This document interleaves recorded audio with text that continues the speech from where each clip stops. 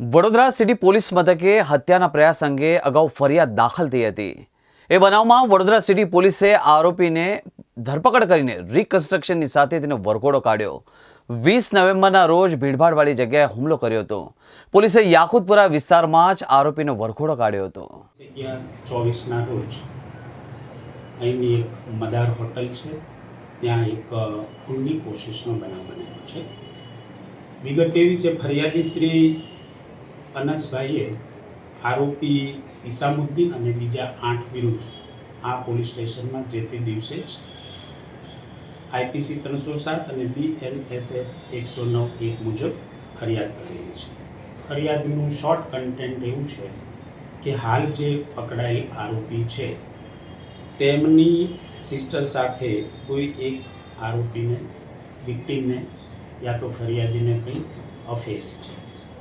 એ રંજ રાખી આ તમામ આરોપીઓએ એક સંપ કરી ભોગ બનનારને હાઈવે 3 રસ્તાથી કિડનેપ કરે છે, ત્યાંથી મદાર હોટલ તરફ લઈ જાય છે, ત્યાં ગોંધી રાખે છે। આરોપીઓ ભેગા થઈ હાલના પકડાયેલા આરોપીએ તલવારના ઘા માથામાં મારેલા છે, અન્ય આરોપીએ લાકડી તથા પંચવતી જે હાથમાં પહેરવાનું એક સ્ટીલનું પંચ આવે છે, આ પંચ દ્વારા ભોગ બનનારને ઈજાઓ કરેલી છે।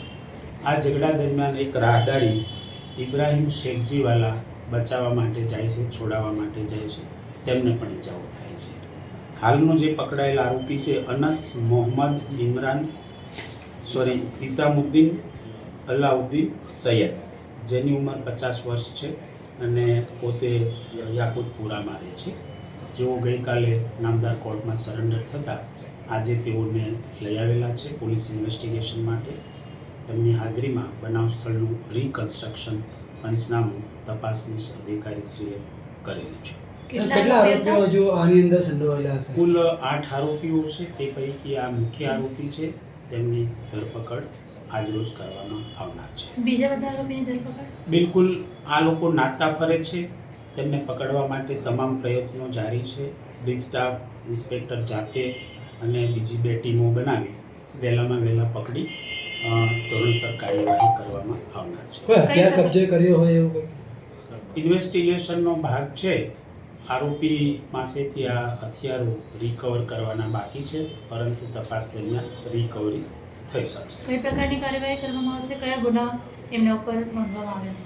હાલ પકડાયેલા આરોપી વિરુદ્ધ જૂની IPC કલમ 307 રાયોટિંગ, ગાળી ગલોચ, મારામારી અને મારી નાખવાની ધમકી તથા અપહરણ જેવી કલમો હેઠળ ગુનો દાખલ